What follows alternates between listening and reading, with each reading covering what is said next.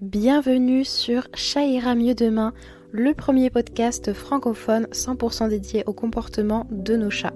Je m'appelle Amandine Pénaranda et je suis comportementaliste félin, spécialiste en relations humain-chat.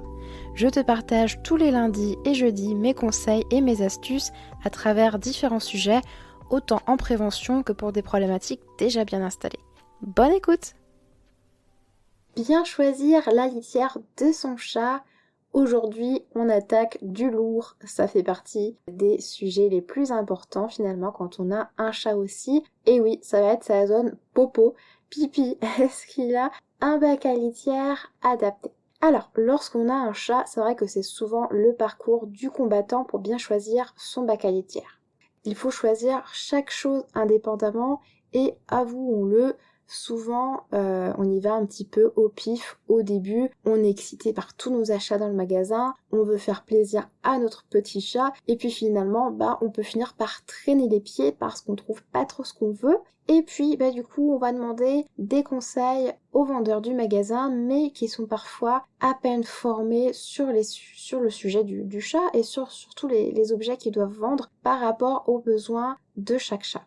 Donc voilà, si c'est comme ça pour les chats, malheureusement, je pense que c'est comme ça pour d'autres espèces aussi.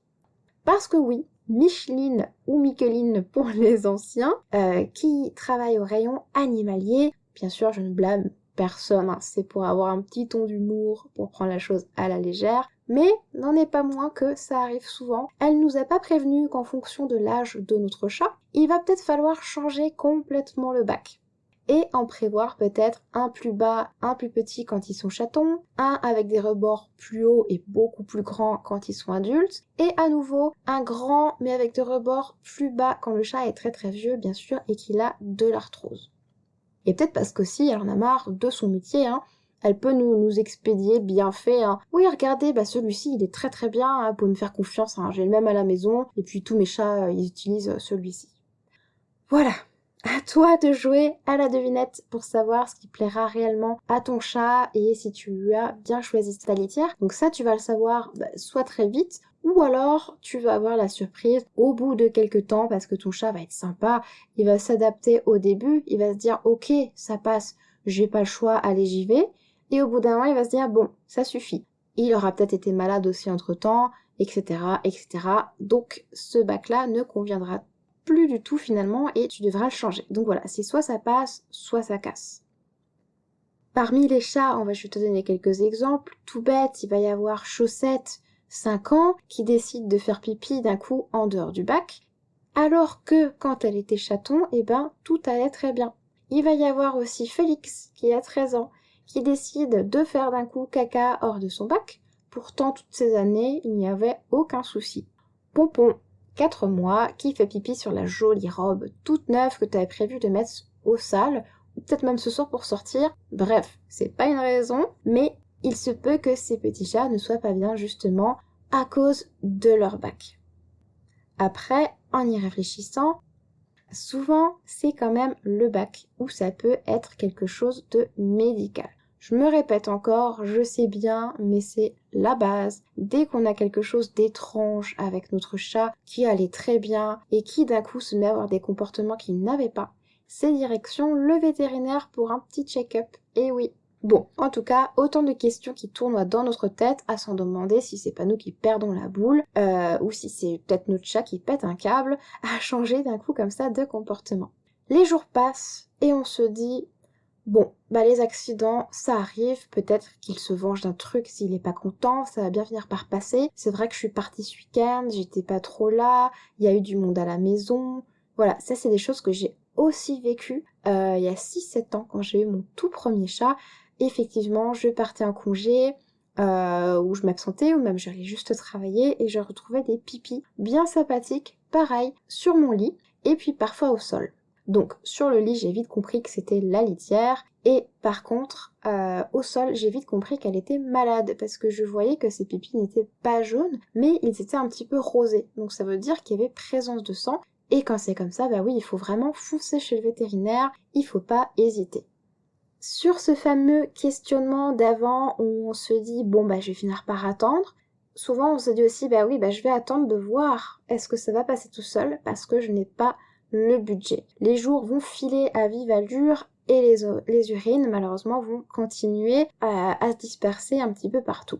Souvent sur le canapé, comme on a dit avant, sur le lit, sur les chaussures, bref, c'en est de trop. Là, finalement, il y a quand même un passage chez le vétérinaire. Ouf! Bien souvent, quand j'ai des consultations, ça me rassure. Les personnes me disent quand même, bah oui, j'ai vu mon vétérinaire avant. Donc ça, c'est vraiment génial. Franchement, bravo à vous.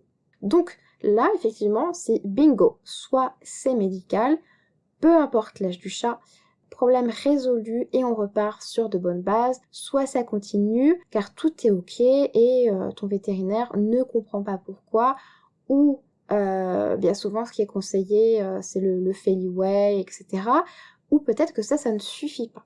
Alors, comment faire et comment réagir pour éviter de passer par tous ces stades? Si je peux t'épargner tout ça, je pense que tu seras content et que tu pourras me dire merci. Parce que vraiment, pour l'avoir vécu aussi, je sais que c'est pénible. Pour avoir des clients, parfois même en pleurs parce qu'ils en peuvent plus. Pareil, je l'ai aussi vécu dans le temps, mais avec mon chien. Je sais ce que c'est. Donc voilà, je vais essayer de te donner toutes mes clés. La première chose à faire, ça va être de trouver les bons professionnels. Alors, on anticipe. Dès qu'on adopte un chat, on se rend tout de suite, si c'est possible, chez le vétérinaire pour faire un check-up complet sur sa santé si ça n'a pas pu être fait par quelqu'un d'autre. On s'entoure d'un comportementaliste félin comme moi, près de chez toi et ou à distance afin d'avoir les bons conseils. Il est tout à fait possible et même recommandé d'avoir un accompagnement dès son plus jeune âge. Tu n'es pas obligé d'attendre qu'il y ait un problème pour consulter. En général, je sais bien, c'est comme tout. On attend d'avoir un souci, que ce soit avec la voiture ou avec nos dents, pour aller consulter, je sais bien. Mais plus tu vas anticiper ces choses-là et plus tu auras l'esprit tranquille et finalement, plus tu auras ton porte-monnaie rempli aussi, faut se le dire. Investir dès le départ aux bons endroits, ça va te permettre de faire des économies. Au final, ça te coûtera moins cher que d'acheter 2 canapés, les alaises, les plaids qui vont avec, t'user mentalement et en pleurer. Alors, tout autre spécialiste sera bon aussi à choisir, comme un ostéopathe animalier. Si tu vois que ton chat en a besoin, c'est quelque chose que je recommande aussi souvent. L'étape 2. Alors, le vif du sujet, bien choisir le bac à litière de ton chat pour qu'il soit au top du top. Pour faire simple, afin de bien choisir, il va falloir que tu t'adaptes à son âge. Donc, si tu as un chaton, à peu près jusqu'à ses 6 mois environ, tu vas choisir un bac plutôt petit, comme ce que je t'ai expliqué au tout début, avec des rebords plutôt bas, afin qu'il puisse y grimper très facilement, puisqu'au début, ses pattes sont petites, donc il faut un petit peu l'aider. Après, ça va dépendre aussi, bien sûr, de sa race, etc. Il va falloir, bien sûr, que tu adaptes un peu plus. Tu pourras ensuite passer au niveau suivant plus rapidement, si ton chat commence un peu à être à l'étroit. Donc, ça va être à son âge adulte, à peu près de ses 1 an à ses 11 ans. Maintenant, tu vas pouvoir lui proposer un plus grand bac. Il aura atteint sa taille définitive et tu peux maintenant le mesurer pour avoir vraiment un bac sur mesure. Donc oui, ça va pas être le bac que tu vas trouver forcément dans le commerce. En général, c'est plutôt rare de trouver un bac vraiment adapté à la taille de nos chats. Alors, pour faire cette fameuse mesure, rien de bien compliqué, il faut juste que tu prennes un mètre que tu as chez toi, soit un ruban, soit un dérouleur, et donc tu vas prendre les mesures du bout du nez au bout de la queue de ton chat tout tendu. Là, tu as une mesure, par exemple, je dis n'importe quoi, 90 cm. Bon, je crois que c'est un peu grand, j'exagère peut-être un peu, je sais plus. Mais voilà, tu vas prendre cette mesure et tu vas aller tout simplement à Leroy Merlin, Bricorama, Brico Dépôt, Casto, etc., pour citer voilà toutes les marques un peu qui existent. Et tu vas chercher, tu sais, des bacs en plastique, des bacs de rangement transparents. En général, on y met voilà les jouets des enfants, on y met des vêtements, on y met des décos. Tu sais, c'était vraiment les grands bacs de rangement plastique. Ça peut être avec roulette ou sans. Moi, je te conseille de prendre l'option sans roulette, histoire que quand ton chat soit dans son bac à litière, il se retrouve pas à rouler à l'autre bout de la pièce. C'est pas très sympa. Ensuite, si tu vois que quand tu prends la mesure, une fois quand tu es dans le magasin, tu mets cette mesure-là en diagonale dans le bac. Si tu vois que tout rentre, c'est ok. Si tu as même un peu de mou, c'est l'idéal. Tu seras certain comme ça que ton chat ne va pas se cogner en se retournant dedans.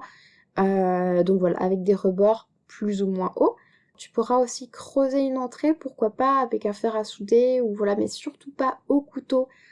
Couteau à pain, ce genre de choses, parce que là tu risques d'y laisser un doigt au passage. Vraiment c'est très dangereux. Fais appel à un professionnel ou fais attention quand tu découpes comme ça du plastique dur. Hein. Si quand tu prends la mesure tu vois que les 90 c'est bien t'as 5 cm qui dépassent, ne va pas te dire bon allez ça va passer, ça va, c'est déjà mieux que le bac qu'il a, bon on va tester.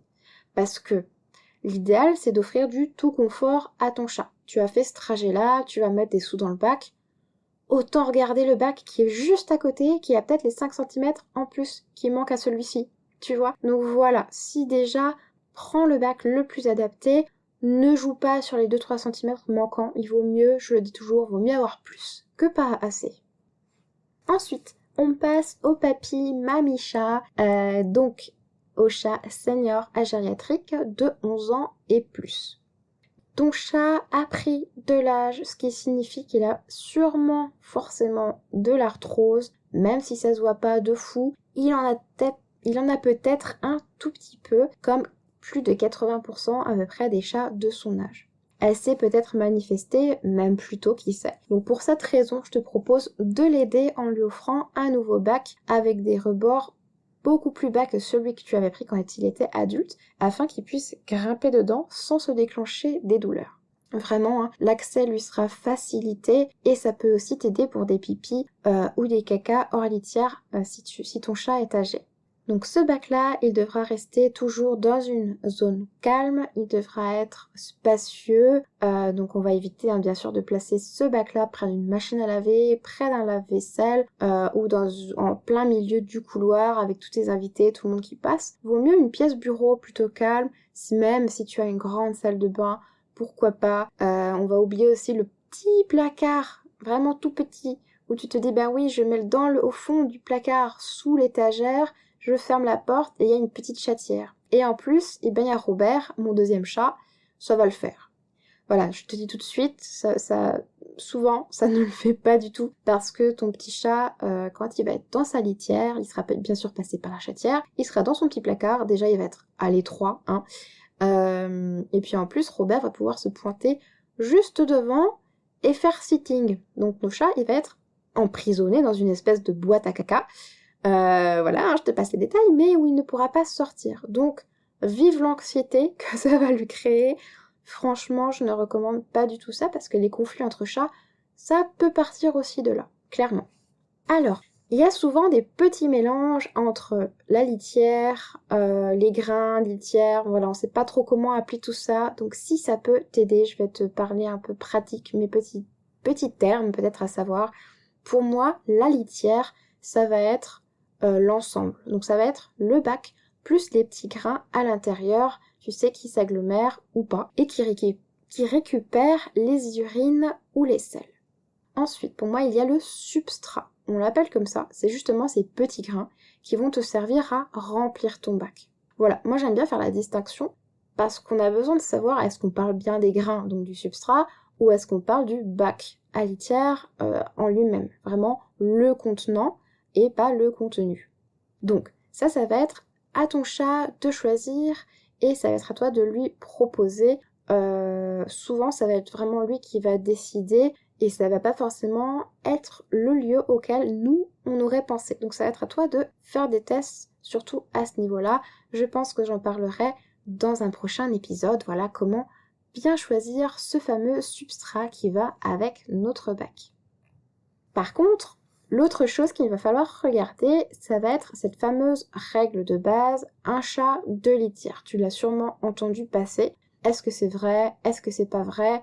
Bon, ne t'en fais pas, hein. Je suis pas une grande fanat de maths non plus, mais c'est vrai que cette règle est une règle qu'on apprend dans notre métier de comportementaliste, parce que comme ce que je te disais, il vaut mieux mettre trop que pas assez. Après, il va vraiment falloir s'adapter à nos chats, parce que effectivement, c'est pas une règle fixe non plus, hein. Moi, je l'ai déjà expérimenté aussi, en ayant eu 2 chats, un bac à litière, s'il est grand quand même, peut très bien faire l'affaire. Comme tu peux avoir un seul chat qui va avoir besoin de 3-4 litières.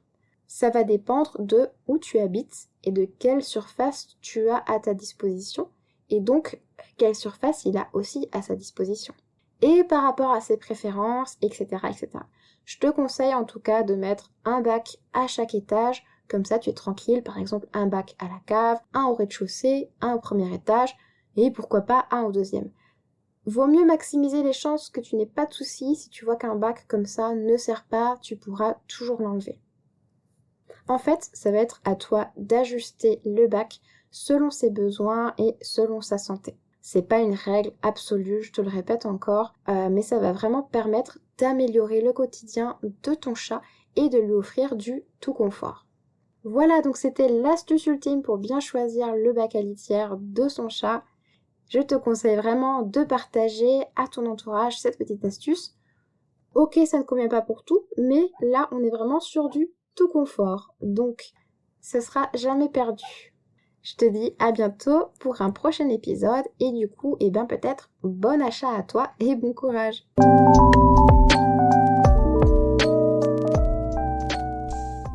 Voilà.